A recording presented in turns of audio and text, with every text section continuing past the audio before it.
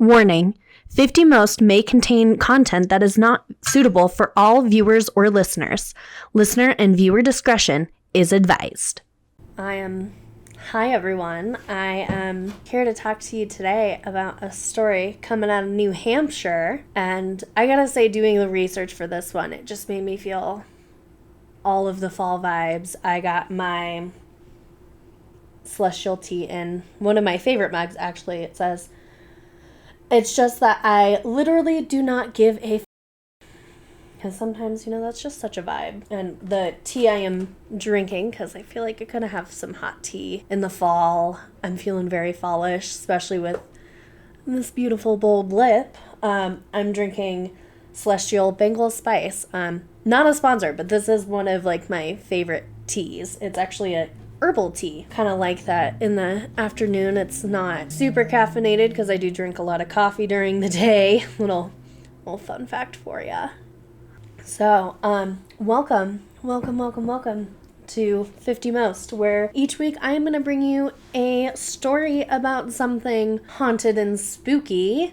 At least for this season, we're doing haunted and spooky. And while I tell you a story, I am going to knit while I do it because knitting relaxes me. So we're covering stories from every single one of the 50 states. We covered Alabama last week. And this week we are going to be covering New Hampshire with Mount Washington Hotel. For any of the sources that I use for my research, you can see those in the description below. And without further ado, let's dive right into this story. So, I feel like New Hampshire is one of the most fall places. It is in New England. So, especially this time of year with all of the leaves changing and it's just all those beautiful colors. I live in Colorado, so, a lot of our colors are more gold and oranges. We don't get a lot of the reds that they do out on the East Coast. But, we get some nice color in there. Oh, I forgot markers. Yes, I use markers in all of my knitting to keep track of rows and stuff for different patterns that I use. Yeah, I got those off of Amazon for anyone who also needs markers for their knitting. Just, Amazon. Great place for all those things. The Mount Washington Hotel is located in Bretton Woods, New Hampshire. It is near Mount Washington, which is the highest peak in the northeastern U.S., standing at 6,288.2 feet, which I can say, being in the West in Colorado, that to me feels like nothing, but that is also the equivalent of me going from where I'm at I grew up in a place where it is 6,000 feet, 6,600 feet. So going from the base of that to the top of one of the passes, that is more of what that equivalency is for me, except it'd be hiking, I guess. So, quite a bit of elevation change and going from 0 to 6,000. Yeah, it's a big hill. Nothing to scoff at by any means. And the hotel was designed by Charles Ayling Gifford between 1900 and 1902. The hotel was built by Joseph Stickney, who was native to the Concord area of New Hampshire. The cost of building this grand hotel was $1.7 million. In 1900. Today, that is the equivalent of $59.8 million. That's a lot of money. And in 1801, Stickney and his partner, John N. Cunningham, purchased an area in nearby Mount Pleasant Hotel, or they purchased the area of the nearby Mount Pleasant Hotel from John T.G. Levitt. It was a large early hotel of the 1900s, and that part of the hotel was actually demolished in 1939. So they kept it around for a little bit and then got rid of it later. But shortly after they bought the hotel, Stickney began working on his design for the hotel, which was designed for him by Charles Gifford. And he had envisioned this hotel to be this luxurious, grand getaway for the urban dwellers of the New Hampshire area. So, a place that you would go to from the city looking to escape, get away, get into the mountainside and the country, the good old country of New Hampshire. He built the hotel by bringing in 250 Italian artisans to New Hampshire to build this hotel. So he brought in all these people to work on it, just a huge workforce. But I mean, you got the money for it, so you might as well. Might as well have the best of the best. And he brought a lot of them in mostly for like the Italian granite and stucco masonry. He really liked the like Italian style. This hotel is noticeable for its bright white exterior and its red roofed Renaissance revival style and that sort of Renaissance facade on the exterior and parts of the interior of the hotel. A lot of the bedrooms currently look a lot more modern when you look at photos, but the interior has a lot of the grand architecture. Lots of pillars. And the hotel does offer some very beautiful panoramic views of the Presidential Mountain Range. So you get a very good view of Mount Washington as well as other great mountain peaks in the area. So just stunning scenery, beautiful place in the countryside of New Hampshire.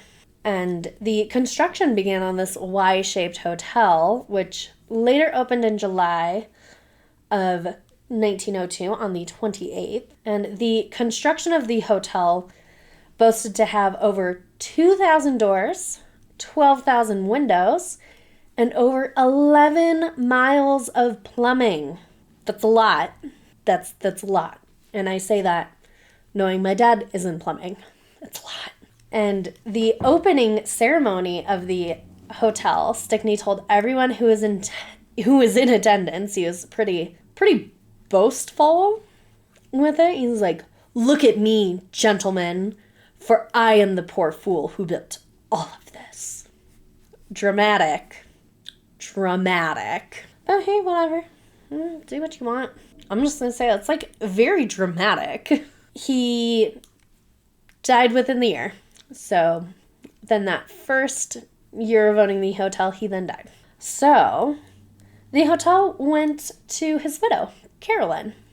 And she later went on to marry Prince Lusing of France. So his wife, Carolyn, actually spent most of her summers at the hotel for over a decade. You know, she would spend most of her time in France and then she'd come in summer. Must be nice to summer. Love to live somewhere where it's like, oh, I summered here. I summered in New Hampshire. Like, no big deal. Just low-key a little jealous. So she summered in France and she added quite a bit onto the hotel during her time of ownership. She added the sun dining room with guest rooms above it. She also added the fourth floor between the towers and a chapel, which was to honor her late husband. That's so sweet. Building a chapel for your husband. I don't know if I'd do that for my fiance, but hey, whatever floats your boat.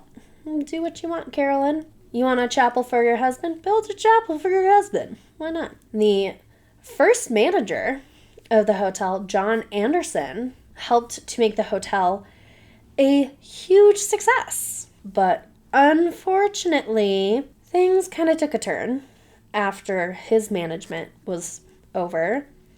They had the unfortunate of then having to pay income tax, which started in the early 1900s, as well as prohibition followed by the Great Depression. So, hospitality business was hit pretty damn hard, unfortunately. So in 1936, Foster Reynolds, who was Carolyn's nephew, then inherited the hotel from her. And unfortunately, he later had to close the hotel in 1942 because of World War II.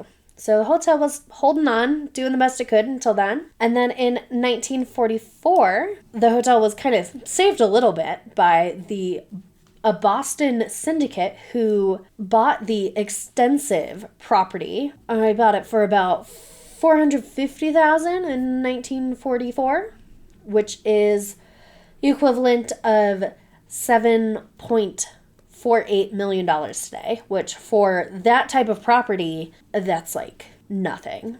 You're paying so little per door for that type of property. So then after they bought it, that ended up being the same year as the Bretton Woods Monetary Conference, in which they actually approached the hotel and paid them $300,000 for people to stay there. And then on top of that, paid an additional charge of $18 per person per day for the 19-day conference. And each bedroom carried a plaque outside of like each of the doors, identifying which country's representative was at that conference and who had stayed in which room, which I believe they did after they left. That we're not supposed to do that when someone's staying there, because kind of a safety issue.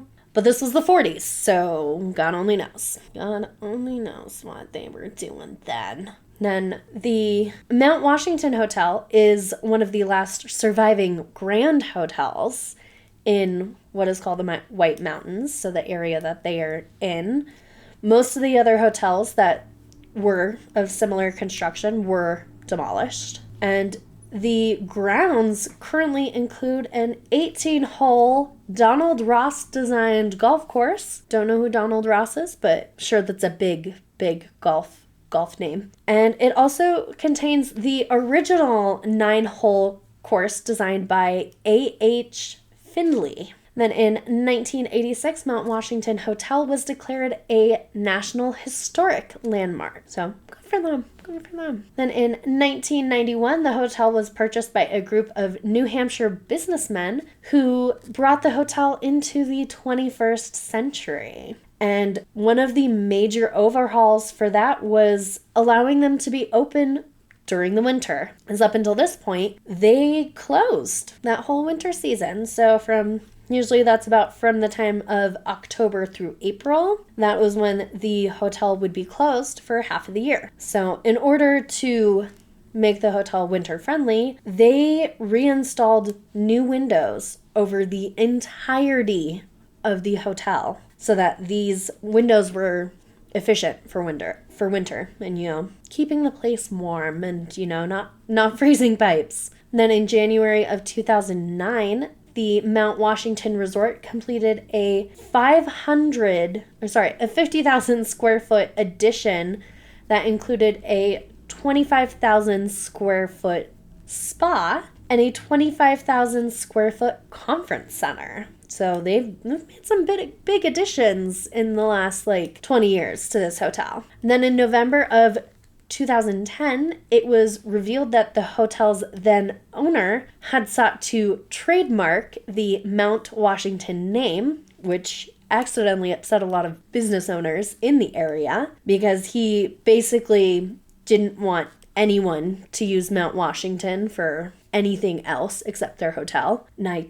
don't believe he actually was able to be successful in said endeavor. I'm not 100% sure though. Then it was also rumored that the hotel served as the inspiration for Stephen King's novel The Shining, but both Stephen King and the Mount Washington Hotel have said that that is actually not true. It is commonly mistaken for the Stanley Hotel here in Colorado, which is where that actually took place, but it is possible that he drew inspiration from both locations. So not 100% discounting that idea, but mostly. The hotel has been visited by quite a few famous individuals in her time, with the most notable being Thomas Edison and the Vanderbilt family. This hotel's been around for a long time. A long time. It's got very rich history. The hotel is known, like a lot of hotels, especially hotels of this age, to be very haunted. Tons of people have had experiences and sightings at this hotel, ranging from guests staying at the hotel to staff members. I'm gonna have a little sip of tea. Oh, refreshing. I love tea this time of year. Delicious. Of these hauntings, it is said that room 314, which is known as the Princess Suite, thank you, Carolyn, is the most haunted room in the hotel. It actually was the private quarters of Joseph and Carolyn. So, there's quite a bit of attachment to that room for Carolyn. And a lot of guests have reported to wake up seeing the ghostly figure of Carolyn, usually sitting on the end of the bed or by the window, brushing her hair. I don't know if she was known to do that a lot, but I see her around the room quite a bit. A lot of guests have said that the lights will randomly turn on and off in the tower suites. Bathtubs are known to fill by themselves. I don't know if I would be afraid of that myself if I was staying somewhere and then the bathtub was filled with hot water suddenly. I'd be like, well, I guess it's time to just take a nice hot bath, I guess. I don't know. I think I'd have mixed feelings about it. Might be a little suspicious of it. I don't know. There have been unexplainable knocks on the doors and just other tapping, rapping noises. I mean, I'd be scared if someone's just like, hello, or just, you're enjoying time in your room and you just hear,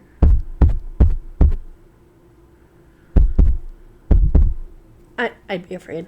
I would be afraid. A lot of people have reported the smell of floral perfume just coming in and out of rooms, or they'll smell it and then it's not there, or they'll be sitting in a room and then suddenly they smell it, or they walk into a room and then the smell disappears and the next person to walk in doesn't smell it. Kind of weird. I wonder why ghosts do that. I think that's something I've never quite understood, is the attachment to smells. And I mean, maybe that's just because I don't know anyone who has a signature scent that they always smell like. So maybe that's just me. Quite a few people have seen a womanly figure floating down the hallways on the 3rd floor. And they've seen a womanly figure in windows. So Carolyn's just haunting people all over the place. And I guess she might have a few friends haunting with her. I would totally haunt a hotel with some friends. It'd be fun. A lot of staff members have had ghostly encounters, not a lot, all of them. Every single one. And when they have been asked about it, they're just oh yeah, it happens. It's just part of the job, no big deal. No one's been scared by it, so I guess that's a good thing. It's not terrifying poltergeist type of activity. It's more friendly. I don't know if I would necessarily say friendly, but it's less menacing, I would say, than having knives or something fly at you, or feeling like someone's hit you, stuff like that. So I guess it's good that the staff isn't having occurrences where they're actually afraid.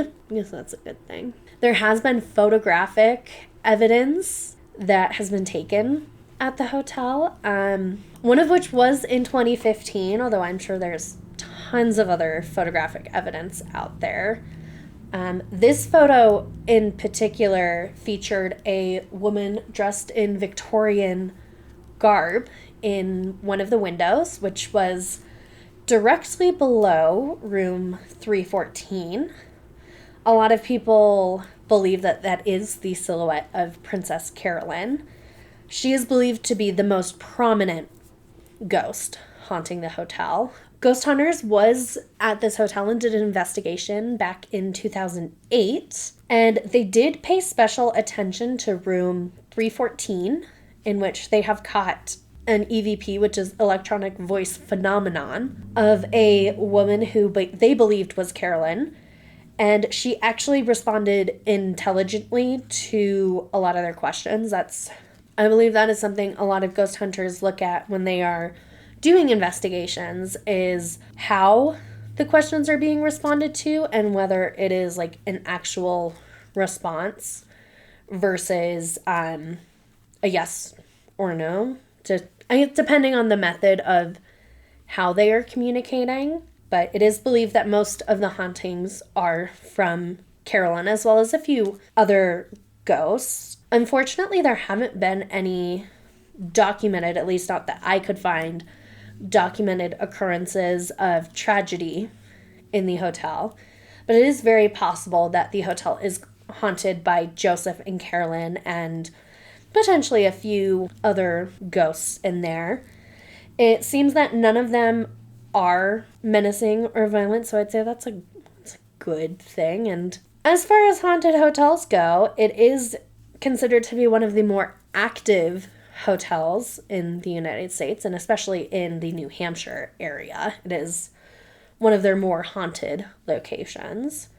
So I definitely say that if you're in the area and you're wanting to check out something that's haunted and spooky, might as well give the Mount Washington Hotel a try. See if it's up to par with all your ghost hunting activities. A little shorter and sweet today for our episode, but that's okay. That is okay. We're covering what we can with these ghost stories and what's available to us. So please join me next week, as I am going to be taking you to New Jersey for the Devil's Tower. Ooh, that's going to be a fun, exciting one. And please hit that like and subscribe button if you enjoyed today's episode.